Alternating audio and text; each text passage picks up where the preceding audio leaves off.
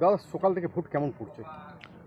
Vote আনন্দের সহিত উৎসবের মতো ভোট হচ্ছে। এই তো ধরুন এখনও 10টা বাজেনি, আমার ঘুটগড়িয়া অঞ্চল এলাকায় দেখলাম যে 21টি বুথে যে ভোট হচ্ছে, ইতিমধ্যেই প্রায় 200-র উপর প্রতি জায়গায় পোলিং হয়ে গেছে। মানুষ আনন্দের সহিত ভোট দিচ্ছে। তাছাড়া পশ্চিমবাংলায় মাননীয় মুখ্যমন্ত্রী মমতা বন্দ্যোপাধ্যায় যে হারে উন্নয়নের ধারাবাহ চলছে, মানুষ ভোট আর দেবে কাকে? মানুষ তো ভোট দেয় উন্নয়নের জন্য। তো মানুষ তৃণমূল ছাড়া, জোড়াফুল চিহ্ন ছাড়া কাকে ভোট দেবে?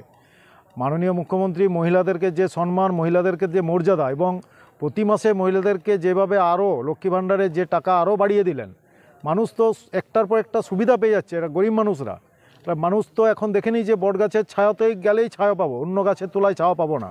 তাই মমতা বন্দ্যোপাধ্যায় ছাড়া বাংলায় কিচ্ছু নেই। মহিলাদের ছাড়া কেমন?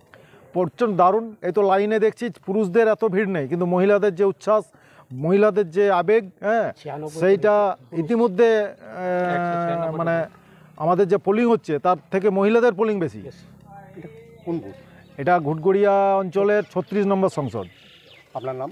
গণেশ মণ্ডল, এই এলাকারই ভোটার এবং আমি বর্তমানে ঘুটগড়িয়া গ্রাম পঞ্চায়েতের প্রধান।